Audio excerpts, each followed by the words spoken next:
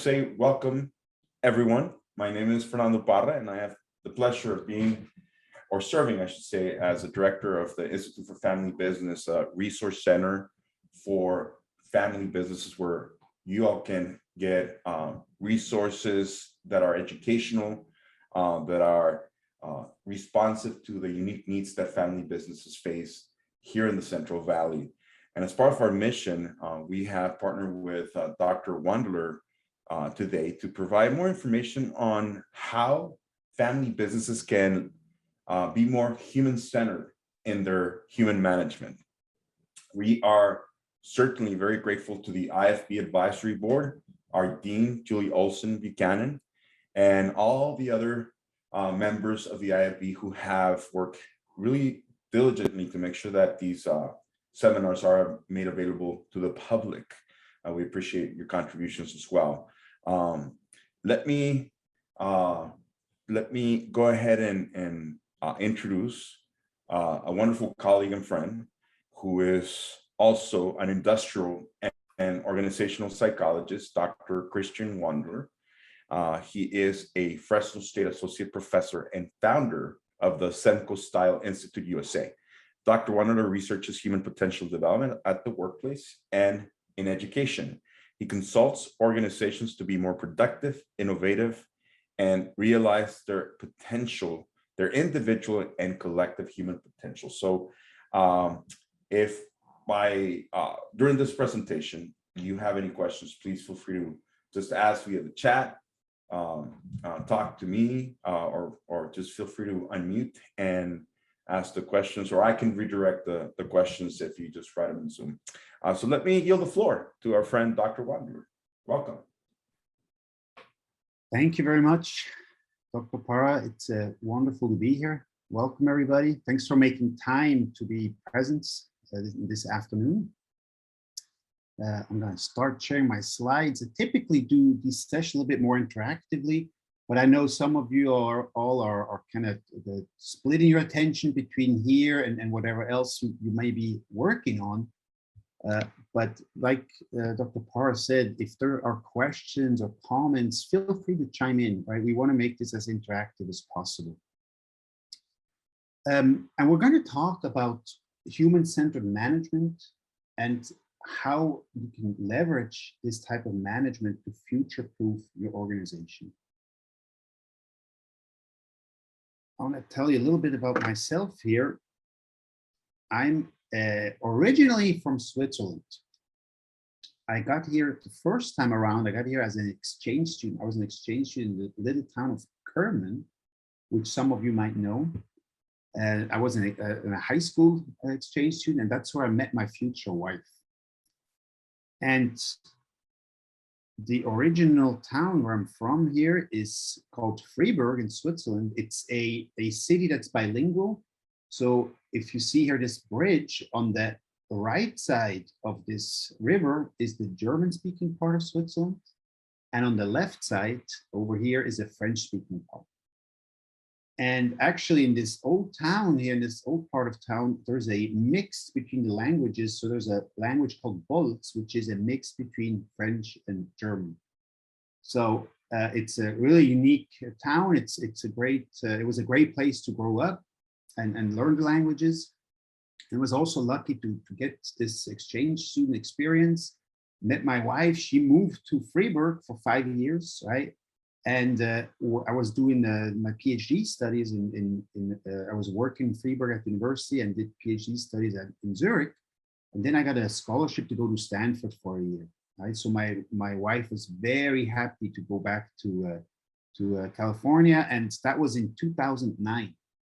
And initially it was 1 year, and before you knew it, I had the great fortune to be accepted into the faculty at Fresno State, and the rest's been history, right? I have now 3 little kids, a 10-year-old daughter, an 8-year-old daughter, and a 5-year-old son, and also 3 Chihuahuas. So I really put roots down here in Fresno. I love this area, and I really feel there's a lot of potential. And so I'm honored to anytime I get to talk to the broader community, I really appreciate that.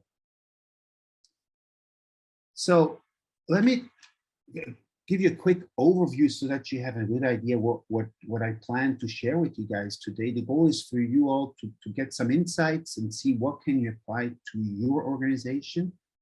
And you know, I want to really stimulate your thinking around that to see what can we change, how can we be ready for the future.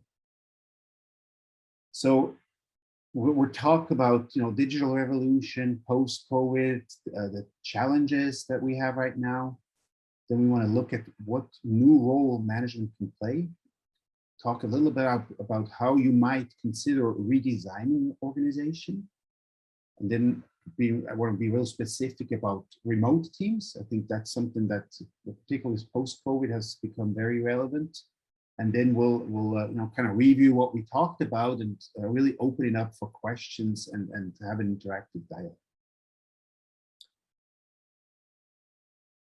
So I wanted to say a few things about the Semco Style Institute. And this is really, I share a lot of insights that come from the Semco Style Institute. As a researcher and as a practitioner, I felt like the body of knowledge that they've developed is very practical and very applicable to many businesses, particularly family businesses. So if you as a family business, if you would see these types of results over 20 years, going from 90 to 5,000 employees, going from $4 million in revenue to $212 million, right? So I have an average growth rate of 47%. And all this while having a turnover of only 2%, right? So having a 98% retention rate. Would you want to know more about, hey, how did these results come about? And if you're interested, you know, you can ask me more questions, or also you can read these two books that Ricardo Semler wrote. Ricardo was a about 20-year-old young entrepreneur that took over the family business from his parents.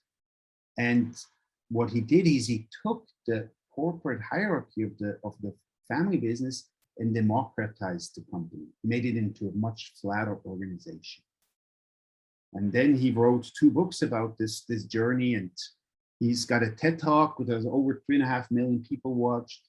He's sold over 2 million books, and he has some of the most reprinted article in the Harvard Business Review, which is titled "Managing Without Managers," which is a little bit misleading because there's still managers, but I'll share more about this with you. So if you think about organizations, right now, we used to be very stable, right? With the industrial revolution, there was a lot of predictability. Things, although, you know, in the beginning of the 20th century, things changed rapidly, right? Cars were introduced within 10 years, there was a revolution there. But then it was pretty much very stable, right? People, you know, you had these corporate jobs where people would work for the same company for decades, right? And there wasn't really a whole lot of disruption. Now, if you think of the last 20, 30 years, right, with the introduction of computers, the internet, etc., the world really has started to change a lot more. And we're finding ourselves in a much more complex environment, right? Personally, I'm really interested in companies such as Tesla or SpaceX, right, which reinvent their industries, right? Tesla is according to the stock market, is worth more than all the other automakers combined, right? Or SpaceX is able to make the travel to space so much cheaper that they become the preferred vendor for NASA, right? And the question always is, like, how companies like that manage themselves? How are they so much faster than everybody else? But guess what? I think most of you also experience this in your day-to-day business, right? It doesn't not just have to be a bigger business or a technology business. Pretty much any business these days is confronted with these changes. Notably with this little guy, right? If you think about the last, year and a half, 2 years, since March 2020, the COVID virus has really thrown a lot of the businesses in for a loop, right? And has again highlighted how important it is to be nimble, to be agile, to be able to deal with unpredictable situations. And I'll let you read this little comment here that's been attributed to Darwin.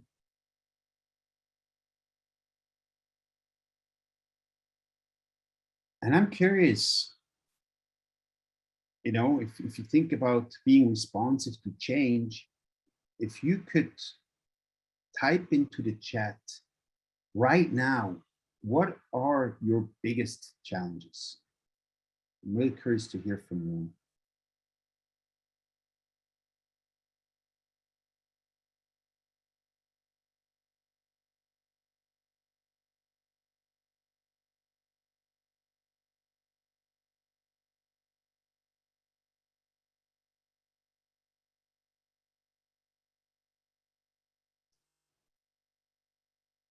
So please do take a moment and put your challenges into the chat.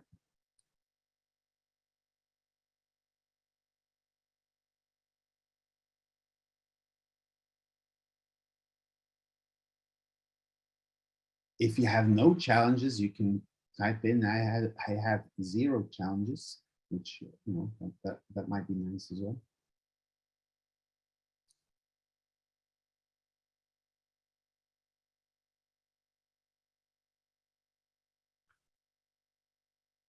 Okay, Haley is talking about maintaining personal connection in a virtual setting.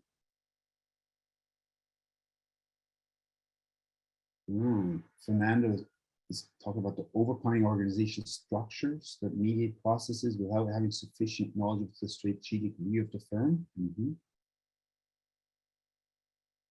Haley has another one, the office culture.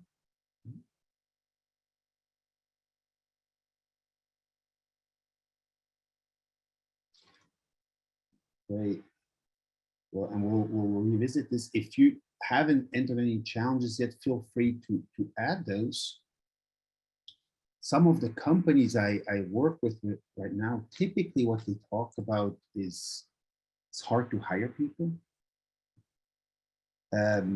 Supply chain issues, right? They can't get materials, so they can't get certain products that they need, certain parts. Another one is the great resignation, right? That people don't want to come back to the office. Right? I was just talking earlier this week to a lady that works for a national large insurance company. And she was sharing with me how she had to announce to the team that, they were going to require to go back to the office and everybody was going to expect it to be there.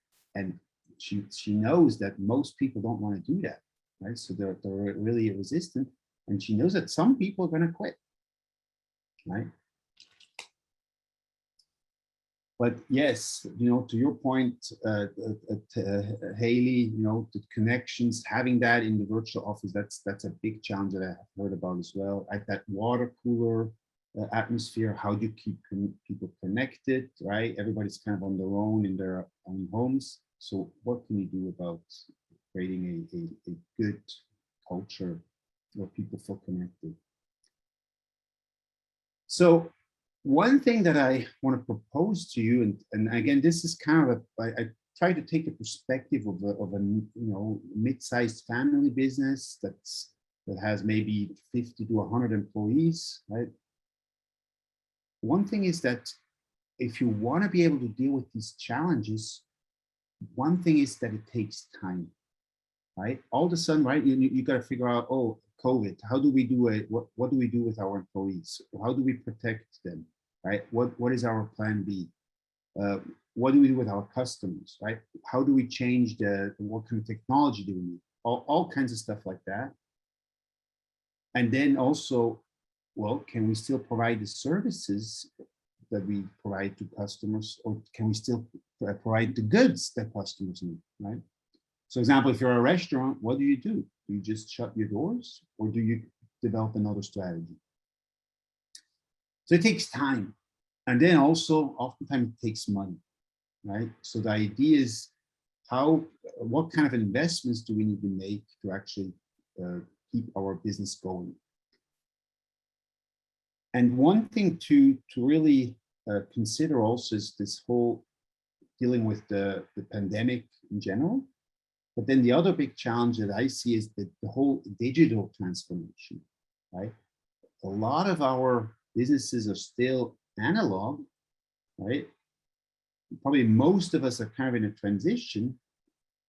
And then some of them are very digital already, right? And if you're very digital already, you have definitely a competitive advantage over everybody else. So if it's true that you need time and you need money, right? That's typically in shortage, right? We all have only 24 hours in the day, and we typically don't have infinite amounts of money. So one thing as a family business to think about is, what assets do you have, right? And I would say probably for the most part of the family businesses, the biggest asset you have is people. Right? People that are working in your organization. And I make here a distinction in terms of the management and the team. And why I say team and not employees, right? Because I'm trying to kind of share with you a little bit the new language of how to look at an organization. I'll talk a little bit more about this in a second. But the first thing is about management, right? So the challenge, in my opinion, is how do you get people to have a fresh mindset, right? And I talk a little bit about the digital management, right? Not necessarily just to know how to use technology, but really think in new ways of what are opportunities out there, what are opportunities that are open to us. And in order to be able to recognize that, we need to free up the time for managers. Right? And when I say managers, we talk about leadership, we talk about people that are tasked to think ahead, right? Tasked to anticipate what customers want, what customers need, how can we better serve our customers, and then also how can we take care of our people in our company? Right? How can we shape that culture? It's kind of like, Haley, what you were talking about. How can I create an environment where I can have this personal connection with the team, with my employees? Or how do I shape an office culture? Or as Dr. Parr was talking about, how do I overcome organizational structures that are, maybe more hindering than supporting? So when we talk about human-centered management, right, what we typically talk about is a new role management. And I want to quickly go over this with you all. And it's not just saying black and white, oh, don't do this, don't do that, but it's like try to do more and more of that and less of the other things, right? Not everything that we do now is bad, and we just want to say, what else should we be doing? And you see here the role of leaders more as coaches, right? So really you help others solve the problems, coach, facilitate, etc., and advise with people without actually making decisions, right? So trying to push the decision making to the people to the people that are closest to the action.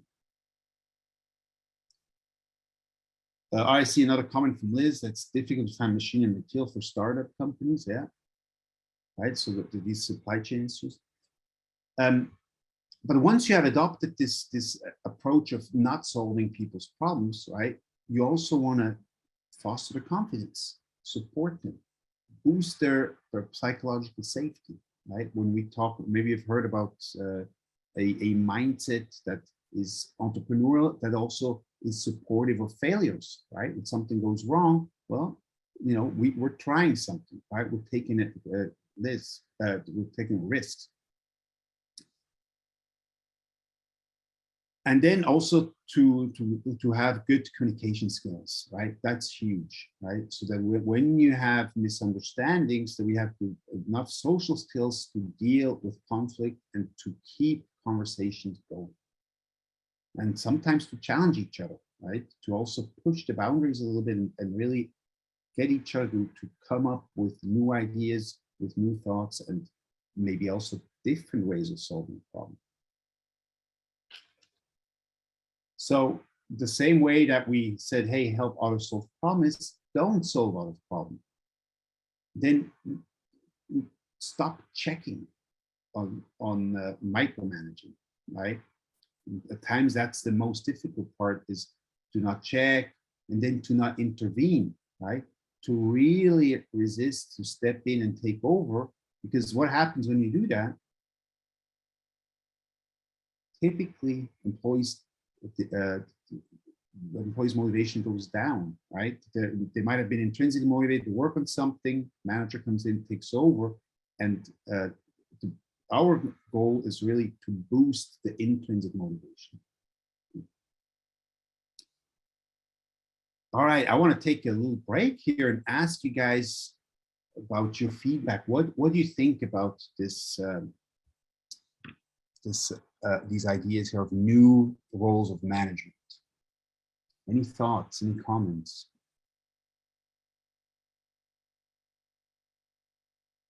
Go back here. What do you think about this idea of having a new mindset, having a digital manager's mindset? I guess the difficulty is putting it into practice, right? Not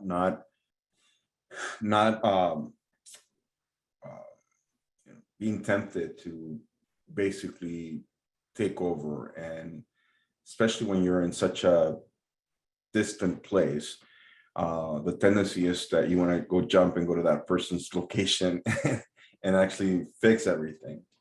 So it is difficult to overcome that the locality issue, or the space and time issue that we are faced with virtual settings.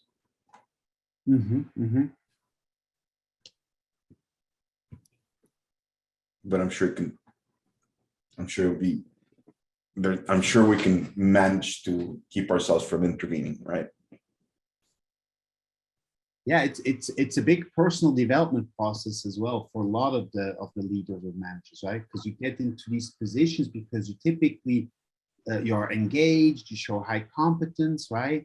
And you're really, you're come up with problems, you're a doer, right? And it's like, okay, how can we do a step back our management to let others come forward and step up?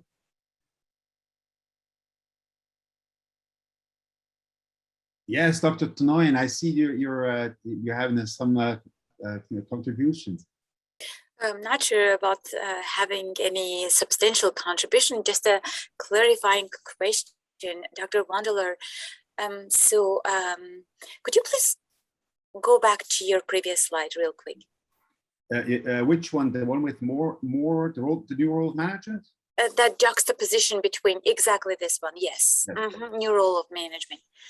So thank you very much for your valuable insights. I really appreciate them. And I like this juxtaposition, right? Like instead of doing this, the management might want to consider doing this, adopting a different approach, stop checking on employees and micromanaging employees and trusting them more and incentivizing, giving them increasing their intrinsic motivation and things of that nature. Now, I have a question, because like this paradigm, right, the new role of management that you're suggesting doesn't seem entirely new to me, because it depends on the firm size, right, or on the fact whether or not the company is a startup company or not. Perhaps because even if let's focus just on startup companies or family businesses, or smaller and medium-sized companies. In this companies, to my understanding, the role of management is such that, managers think about their employees being jack of all trades because, smaller companies, younger companies, they do not have the resources in place, right? Everything to let their employees specialize and to micromanage their employees. Like per design, they have to assume what you refer to as the new role of management. Now, if you're talking about big, large public companies in which there is a high degree of specialization, right, among departments, and the need to control employees, I would understand your approach. Like that would resonate more strongly with me. So I'm just trying to understand, like, what is your target group, whom you're referring, or yeah. Yes, so I think you bring up a very good point, right? Typically in startups or smaller groups of people, those roles and silos are not are much broader, right? So I think that there's a less of a problem there. But once you have, groups of over 50 people, over 100 people, typically, and maybe I'll use your question to segue in the next into the next section here, because you have a great point, right? Typically, what companies do, they start creating this pyramid, right? Start creating a hierarchical pyramid, and that's because that's what we do, right? That's what we are mostly exposed to, right? We start having team leaders, we start having managers, right? Then after a while, we might have presidents and vice presidents, right? And then maybe we'll add senior vice presidents, right? And then we have assistant vice presidents and assistants, supervisors and managers and assistant managers, right? So it typically really quickly creates this pyramid of organization, and typically it's a command and control type of environment, right? Where people have positional power. And so that's kind of the scenario that I'm mostly speaking to, right? Although I think also in smaller family businesses, it can be at times a source of conflict and maybe also a source of frustration when, who makes which decisions. And sometimes the families are typically the owners of the company, right? They might have certain decisions that they want to make, and then other decisions that they're comfortable with delegating. And then I think it really depends on the style that the leadership has. Thank you. Yeah, but it's a great comment. I look forward to your your feedback about where we're taking this.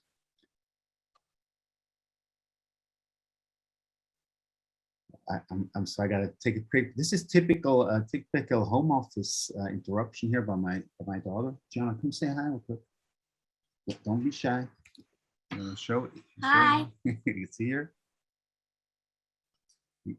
Yeah. Okay, excuse me real quick.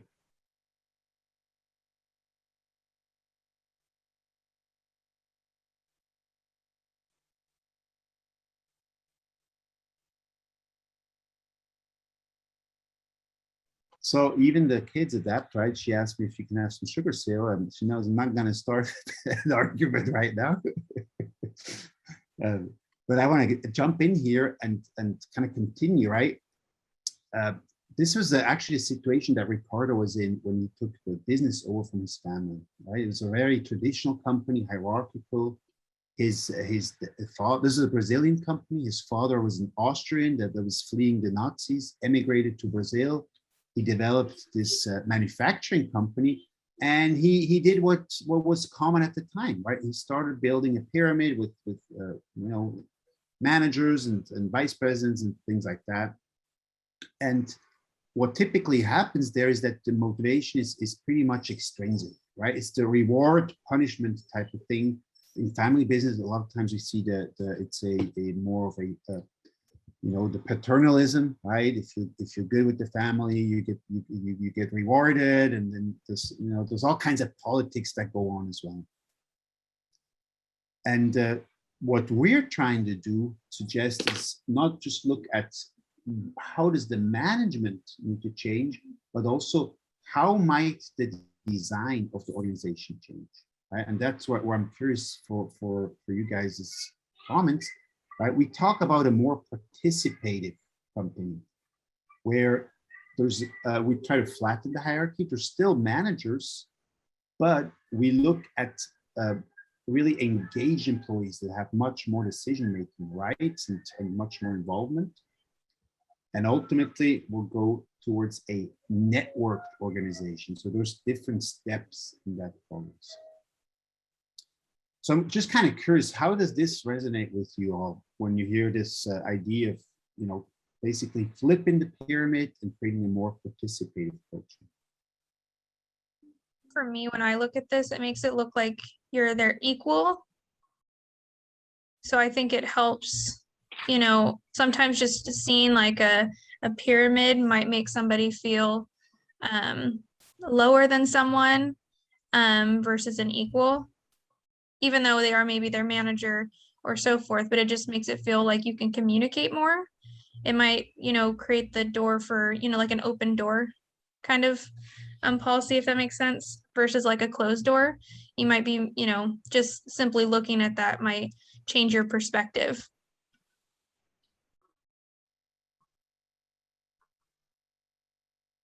Right, exactly. I think you're absolutely right. That's one premise, right, that we have, that we're trying to be much more equal between everybody, right, and reduce the power distance between people. So hence also the human-centered focus, right? We want to really make people feel that they're involved, they trust each other. Yeah. Other comments or questions? I think that when you have the participative, I think that the rest of the group or the team can generate new ideas and then reach the best idea for the whole purpose to achieve a better goal in the company.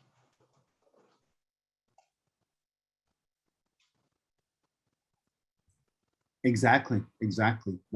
And that's one of the ways of tapping the potential, right? Tapping the assets that you have in the organization, get the ideas of people, give them more freedom to be involved, and really leverage that. Other comments?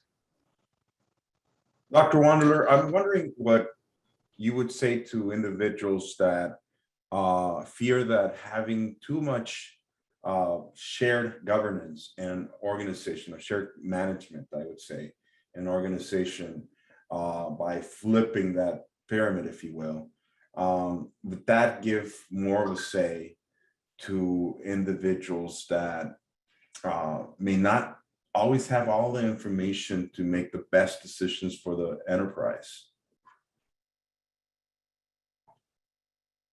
Okay, so you're saying that maybe people that don't have the necessary logic, information, logic, could make wrong decisions, put the organization at risk? Absolutely. I mean, we all can, right, regardless of our ranking. But if sometimes popular decisions are not always what is the best for the organization per se, Right. And so how do you balance that? Yes, that's a great question. So with great freedom comes great responsibility.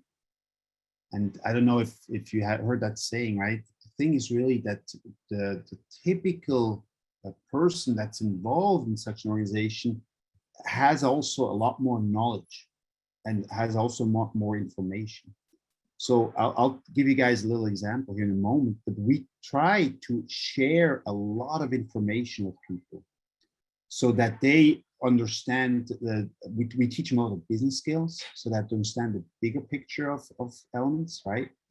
And then when we talk about the business cases, it's also not that everybody gets to decide everything. it's much more clear and say, hey, if I'm the, let's say, the accountant and the expert in our financial numbers, I probably have a different weight in our decision making and our conversations than if I'm the intern. Just a moment.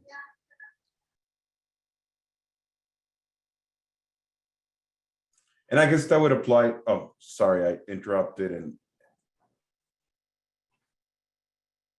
Sorry. Yeah, sorry. You know, my daughter came in and left the door open. Now she's making noise. I don't know if you can hear her. I told her, come back, close the door. no problem. So and then I interrupted anyway. So with that, in your opinion, it's are we then assigning roles? And if we get close enough to assigning roles or giving certain individuals more priority about their decisions, are we then ranking and creating hierarchies that are back in place? Or are we really able to do this, and how? I guess the question is, how do we avoid going back to that hierarchical structure by saying, well, the intern's not as important as the accountant who's a CPA, who's in charge of all this knowledge? How do we avoid restructuring the company differently and just making it hierarchical all over again? Yes, that's great comments. So the idea is that now it's more a authority based on competence, right? Instead of having a formal hierarchy that's based on rank, right? Because the intern in an organization like this, an intern can ask questions to the CPA and really, you know, ask, hey, explain this to me. Why are we doing this, right? Whereas in a, let's say, more typical organization, right, some of the decisions are just being made, and you know, you're basically being informed about it, right? So let's say, for example, the insurance company I mentioned earlier, right? There's higher executives decided, here is what we're going to do. You guys are going to go back to the office, right? We send out a survey to ask your opinion, but at the end of the day, we don't really care. We're doing what we think is best, right? Versus, you know, having this more social hierarchy based on competence, where, you know, like in a, maybe when you choose a doctor, right, you're going to pick the doctor that you trust the most, that maybe has the most knowledge, that you feel has the most professional opinion. And if you're not quite happy with it, you might consider getting other people's opinion as well, right? So imagine it's kind of like when you think of your friends, right? If you have a car related question, right, you think of different people to fix the car than if you have a computer issue, maybe, right? Or if you want some health advice, there's other people that come to mind again. So it's there's still a hierarchy, but it's much more fluid and much more flexible. Yes. Dr. Wandeler, I am wondering if you're aware of any research studies that might have shown a link, at least, you know, an association between having female managers, top managers, and less hierarchical organizational structures. Like, in other words, is it possible that top management teams and companies led by female managers are less likely to be hierarchical and more likely to be participative in their decision making? I'm not aware of specific research, but intuitively, I think that would be a good study to conduct. I think that it kind of goes with the you know, the stereotype of the male dominated hierarchy versus females being typically more participative. I think what happens nowadays a lot is the women that are successful in the typical traditional organization, they typically exhibit the traits that, you know, that go along with that. But I would, yeah, intuitively, I would probably assume that women are a bit more participating. But yeah, great study. Are you guys interested in an example of what a transition like that might look like? If you're curious, right? Because you guys are asking a lot of great questions, and this is what it is, right? We are kind of like fish in water, right? The pyramid is so ingrained in us that we're really thinking, oh my gosh, how are we even going to do this in another way, right? And it's once you flip it around is when you realize, oh my gosh, there's much better ways of doing this. And one thing that I really enjoy is the Semco Style Institute has developed a business simulation. I want to walk you through this, right? And it's really, how would you develop this? And this is a small family business from LA. So there's about 300 people in this company. They are a manufacturer in the aerospace industry. And they have a similar demographic that we might see here in the Central Valley, right? A lot of the employees are Latino. A lot of them are first generation immigrants, right? There is many people are bilingual. There's also many people that don't speak English that well. And there's also literacy for some people is also limited, right? Numeracy, literacy, and reading skills, right? So that you get a little bit an idea. But the people are very good in with their hands, right? So imagine this particular company does a lot of cabling for satellites and cables for rockets, right? So really high-tech stuff, but then the actual work is very manual. And some of their customers are SpaceX, Virgin Galactic, or the Blue Origin, right? That's been in the media lately. So they're doing high-tech stuff, but at the end of the day, the work that they do is really manufacturing. And here the situation was the son is taking over the company from his dad. The daughter of the dad, there's a son and a daughter. The daughter said, I don't want to do this. You're working 60 to 80 hours a week. Father, I don't want to go down the same road, right? And the son said, well, I'll take it over, but I don't want to be in the company all the time either. I want to have a life, right? So he said, you know what? I'm gonna try to spread out the managerial responsibilities of the CEO, of the owner, and get people more involved. So that's why he reached out to Semco Style and said, help me make this a more participative organization. And here's one thing that we did, I'll share with you in a moment, is we did a business simulation for people to experience the difference, right? So that was the first thing that we did.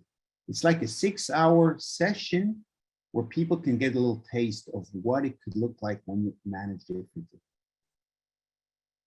Then we are doing a leadership training for managers, which is a 16-week program. And then we start redesigning the organization. And one simple way is that we start forming teams of 10, around 10. Could be 8, could be 12, right? And so these teams are becoming self-managing teams, where what we do is we start sharing numbers, KPI numbers around the company. It typically is a simplified P&L, which Dr. Parra would appreciate. And the goal here is to identify which numbers does a team member need to know so that they can get feedback about how is the company doing. Right? So instead of just the top of the pyramid worrying about, how are we doing, how is our strategy working, what do we need to improve, we try to get everybody involved. So we identify numbers and then we teach the numbers. That's very important, right? There's a lot of teaching and talking about what do the numbers mean.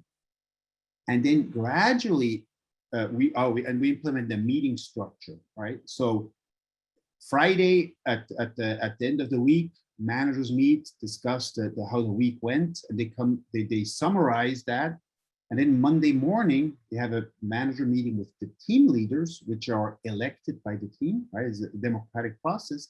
They share the key information with those team leaders. The team leaders in turn go with their teams of 10, share that information with them. And so they look at how did the last week work? What is coming up this week? And what are we going to try to improve? Right? So you have this adaptive structure. People really try to be involved and learn about what makes the business work better and how do we communicate better. And then we gradually we introduce a lot of other things, but we don't have time to talk about all this other elements, but we develop a new culture that's really focused on the business results, but also on the employee involvement and employee happiness. So I want to share with you some impressions for some pictures of this business simulation. And here what you see is a group of employees. We have about 50 players, right? So in the morning we say, all right, we're going to create this traditional pyramid. We're going to have an executive team in this case here was 4 people. We're going to have a middle management team, and then we're going to have a group of bottoms, and then which are the normal employees. And then we're going to give you customer requests, right? We actually, some people play customers, and then this organization has to create results for the customers. So for example, one customer request is, we want to build a new Disneyland, right? It's not Disneyland, but it's a competitor. You guys need to come up with a concept, and it's specifically geared towards female teenagers. So come up with a plan for that, right? And another customer might want a new product line for their business, etc. Right? So it's something real, but then it also stimulates the creativity of people. So in the very beginning, we give them a bunch of rules. So here you see the people. So this guy here, he is Aries. He ended up being a customer. This person here, Ahmed, he's a middle manager, right? So he is talking to the customer. The employees here are not allowed to customers. They're the production employees, right? So we introduce all kinds of communication rules and boundaries that are typical for a more pyramid-oriented organization. So and then we play a couple rounds, we give them feedback, right? You see here, the teams are separate. We also say, you guys are not allowed to talk to each other. You're different departments, so you're not allowed to talk. And we have 4 rounds in the morning where they play a traditional company. So between each day is 30 minutes. And after that day, we take a break and we reflect.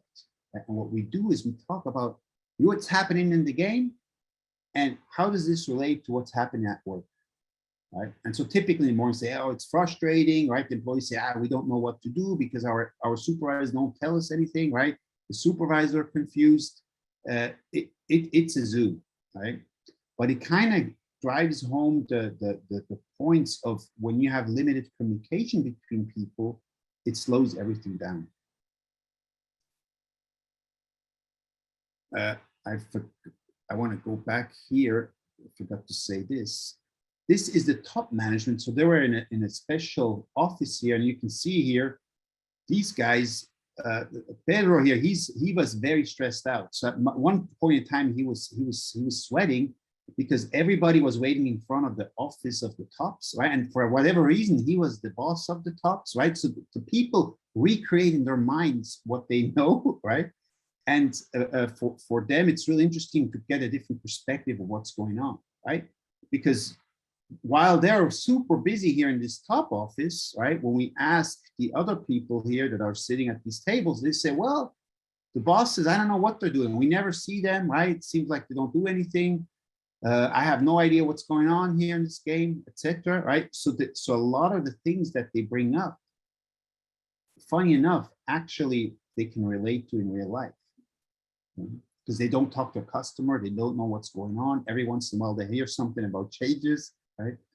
And what we do then after 4 days in this traditional company, we create a more circular organization, a more Semco style organization, where we have cross-functional teams with these self-management teams, where actually we have each team is cross-functional. So there is a top manager, a middle manager joins that team, and they work towards with a specific customer.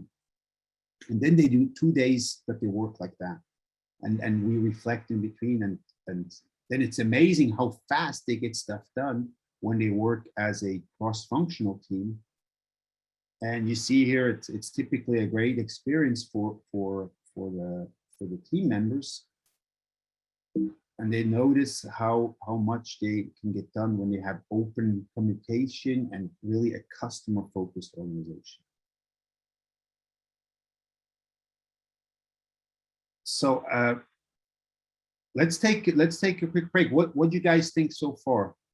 I'm curious about your feedback when you hear about this. And again, this is like a kickoff type of event, right? Where we really try to create an experiential learning experience for people, where they can see what happens in the game and how does this relate to our workplace, and what might we be able to change in our workplace. Are there any comments or thoughts or reactions to when you see this?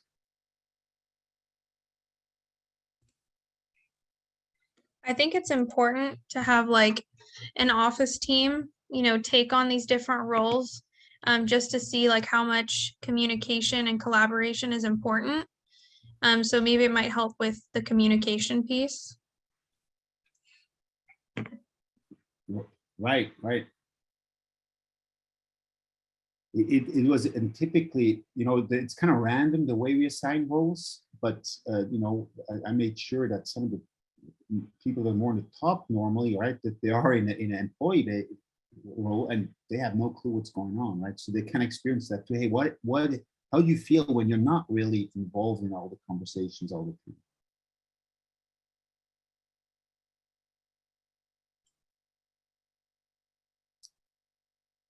Other comments or reactions?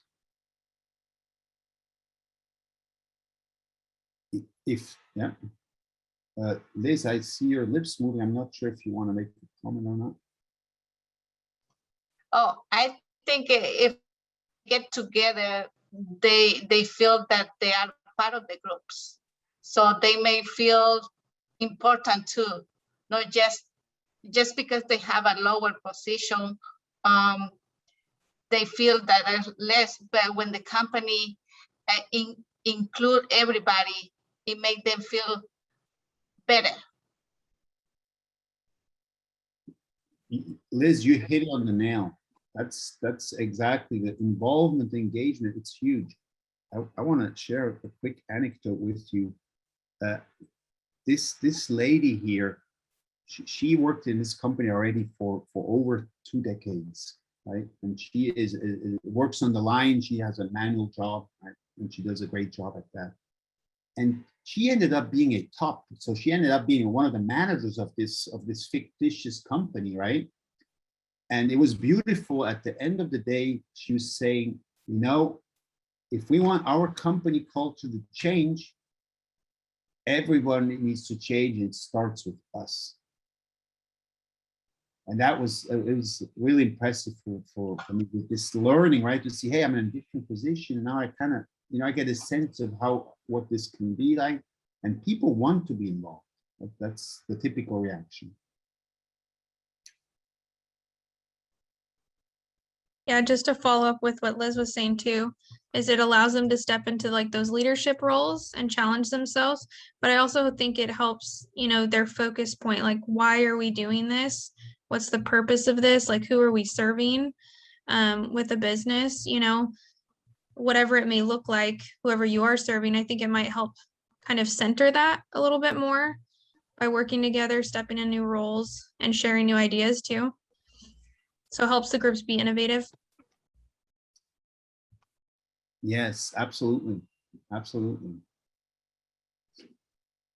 And so this, right, this is the first step in a journey, right? And I want to be mindful of time and open it up for more general questions, but I want to share one thing and one tip that you might want to try with your teams.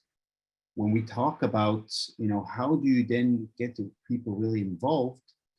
One thing that you can do, and this is also relating to managing remote teams, right, is to have simple rules that unleash the freedom and accountability of people, right? And what we talk about is defining boundaries. And Dr. Parra, this kind of goes back to your earlier comment, right? I could, and that's a fear that many people have. Now we have this organization, we give power to people, and how do we not know that they're going to screw up, right? But it's a risk, which it is. But what we do is we create these clear boundaries within which you have autonomy, right? And what we do is we talk about results, rules, behavior, and quality, right? And so we co-create these boundaries together. And I got a lot of text here, but I want to just show you this here. So results, this relates to the business, right? What are we going to do? Sales, costs, customer satisfaction, happiness, other things that might be relevant to the business, right? And already this process, right, Haley, to kind of go back to your comment, defining this with the team really gets everybody thinking about what is really our purpose. I mean, what are we trying to do here, right? What is good? What does good look like? What does great look like? Or how do we know that we're not doing a good job? Right? Along the lines is quality standards, right? What minimum quality do we have? And then really important in a lot of businesses, or probably all of them, is the law and regulations. So, for example, in this particular business, in the aerospace industry, right? And imagine your parts go into a satellite or into a rocket. There's a lot of regulations of what they have to do, right? So that's really important that there's no shortcuts there. And then a more cultural aspect is the behavior values, right? How do we work together? How do we collaborate? What are our values? And so that is a really powerful dynamic, because now the group creates this together, and they are going to be the ones holding each other to those norms and agreements that they created, right? Now we're going away from employees complaining to each other and then going to the supervisor, hey, so-and-so did this and that, help me out, right? Supervisor goes to manager, or they get HR involved. I mean, there's still HR, but we try to get the people to really self-regulate, which also needs to be learned, right? Which we need to teach people and to have soft skills to do this. But now all the managerial role that's involved with lower, in a sense, lower value stuff, right? Managing people in conflict and dealing with that falls away, right? And now managers can really focus on whatever they are best suited to address, right? Future business, the sales, innovation, figuring out problems, or addressing deals like COVID, right? To really have some wiggle room and be able to be more proactive and not just always reactive.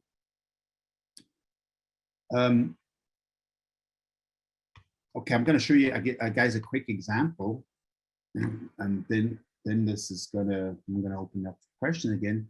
Here is an example of a client from actually from a Dutch bank, from a bank from Holland, right? And again, this is we want to be clear on what we want as a business, right? This could be the CEO or a management team. I'd say, hey, this is what we're shooting for. And maybe we're doing this, either we say what it is or we co-create it, right? We get to the agreement. And then, for example, these guys said, what are the customers or commercials KPIs? What are the key performance indicators? What are the numbers that we're looking at, right? We want to make sure we have a warm welcome and goodbye. We want to fix something the first time we hear a problem. So for example, what these guys introduced is you had $1,000 authority of a budget, right? If somebody comes in and needs something, anything to fix the problem right away, right? Oh, I got to talk to my manager type of stuff, right? Right away, take care of the business, do whatever makes the customer happy. Then they had some performance measures related to the banking business, you know, like the interest rates that they would use and things like that. And then one thing was also try to be digital whenever possible, right? And so here you see a link back to a strategy, right? And now it's not just the top managers thinking about that stuff. You actually have all the teams thinking about, hey, if we can, let's figure out how to do it digital, right? So now you get everybody involved in thinking about that. Then here is just more basic stuff, right? We meet requirements on first aid, client tracking, client filing, training requirements, right? So here you kind of see them interacting with the bigger pyramid, right? This is all stuff that they have to do from the corporate, right? So say, all right, this is the stuff we need to do, we do it, right? And then we have an agreement of how do we close. They started doing flexible schedules, right? They said, hey, we agreed that we have a minimum opening time, but if you guys notice that on Monday morning between 8 and 10, nobody ever shows up, well, if we want to close the location, let's close it, right? And maybe let's say the Clovis branch might be closed from 8 to 10, but downtown Fresno, they are, you know, everybody is there at 8 to 10, they'll be open, right? So you give wiggle room to the teams. And then again, in the middle here, they have the flexibility, right? You say, hey, there's a minimum opening, and then they decide when do they exactly want to open, right? It's just a little bit of an idea of what this can look like.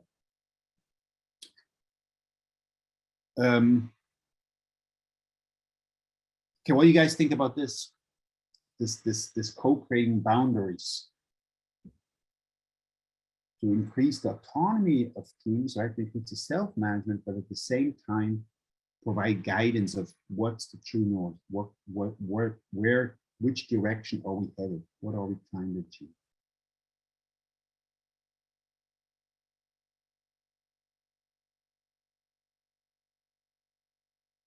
Any comments or reflection on that? Dr. Wandeler, yes. So I've been getting a lot of questions as to when is this recording going to be released. There were a few of our attendees that were not present at the beginning, and some that had to leave right at the top of the hour. And my question is, will we have time, about 5 minutes, to talk about how you'll be providing this type of development over a course of the whole semester in a few moments? Yes, so I want to really share this with you guys. So we have a 16-week leadership program that we offer for leaders. And, you know, Dr. Parr, you and I have talked about it, and I want to make sure that we offer this to the members of the Family Business Institute.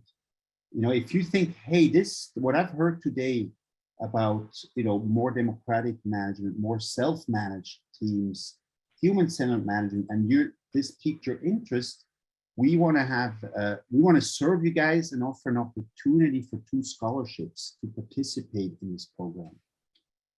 The goal is for leaders that want to make a change, that you get more information in the training, and then we also provide coaching to you.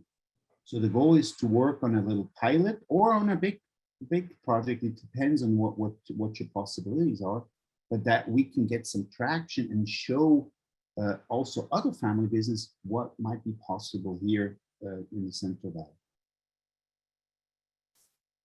Wonderful. Thank you so much for that kind overture and for your support of our Institute's members, Dr. Wandeler. I appreciate that. And if you are interested in participating or being considered for the scholarship, just send me a quick email, or what I can do is after this session's over, I'll send you like a mini application form with, you know, a couple of questions just to make sure you have sufficient interest to propose. Absolutely, Haley. Thank you. Let me yield back the floor. My apologies. And yes, so if you're interested, please get in touch with Dr. Parra, right? We'll look at what who is interested and what the opportunities are for you to really actually make a change. There can be leaders and change agents at any level of an organization, right? Typically, it's best if you're the closer to the traditional top, right, or the center of power, the better, right? Because what we really want to make sure is that the CEO or the owners support this initiative so that it has legs, right, that it can spread. And there is some other things that you're going to learn, or actually there's a lot of other things that you're going to learn. For example, I'm just going to throw one out there. What would you say if you allowed employees to set their own salaries? Right? But not just say, hey, I want to make $1 million, right? You say, hey, look, here is what typically a person that does your job, this is typically what they make. Then this is what they make in our company. And now you decide, hey, what do you think you should make, right? So, and here is how we're doing as a business, right? If we're doing fantastic, you might have more wiggle room, right? If we're struggling right now, if you want to raise, it's a little bit more difficult, right? So we're basically putting the decision-making that owners or managers typically have to make. We're also trying to move this towards the self-managing teams. But that's the more advanced stuff that we talk about. That's a few years down the road when people are really comfortable with being involved in the business and making more decisions. So real quick, I want to open it up for questions, but just a summary, right? If you talk to somebody over dinner and you tell them what have you learned this webinar, what I hope that you come away with is that to deal with the future, right? I think a lot of family business, particularly small ones, think about leveraging the assets that you have, which are your people. But how can you do this? One is you got to free up the time of your leaders, right? And again, leader could be at any level of the organization. But particularly the top managers or top leaders, if they have less people management type of stuff that's more lower value added, then that's better. It frees them up to focus on the business. But at the same time, they also change a mindset from being more of a coach, of a facilitator, versus solving everybody else's problems, right? We want to get everybody involved in problem solving, hence creating those teams of 10 and tapping into the potential of teams so that they can be involved and get their ideas out and help you ultimately thrive in this ever-changing world. So thank you very much for attending today. If we have a little more time, I'd be happy to answer questions or hear more comments. I'm curious, how this resonates, if anything of that is useful to you, if you can take it with you and do something with it.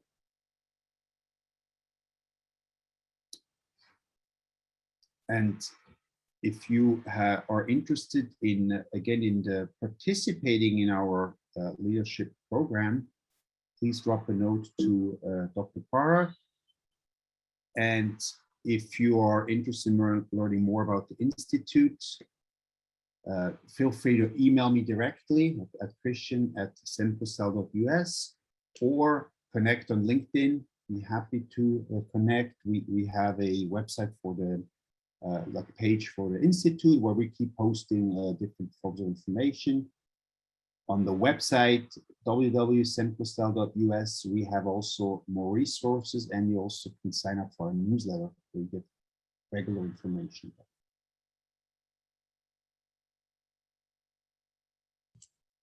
Excuse me if this has already been asked, but if not, will you be sharing these slides with us after this session? Yes, I will share them with Dr. Parra, and then he will update it. And what I also will add is an ebook about the post-COVID organization.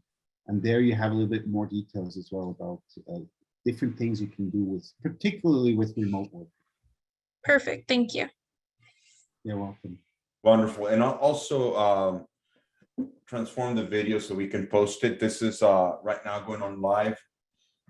A live link to YouTube, and so I'm assuming that should be available immediately after, as soon as I stop the live stream. In fact, let me go ahead and stop it right now, and I think it should be available.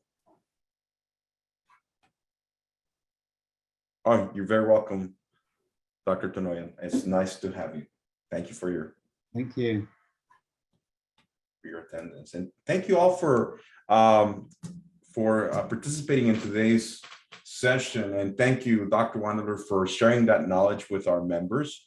I think that as we move forward in this new era, and you know, even though we've been trying to change from before this pandemic, we've been accelerated to adapt a little better to the world that we're living now. And so this is a great way for us to keep being successful as a family business, keep attracting those employees. That sometimes compensation is not really what drives your human capital. It could be the actual management and the governance of an institution or a firm or an organization that, you know, attracts employees during this very competitive time of getting employees back in your place. So this is a really great strategy. Thank you so much, Dr. Wandeler.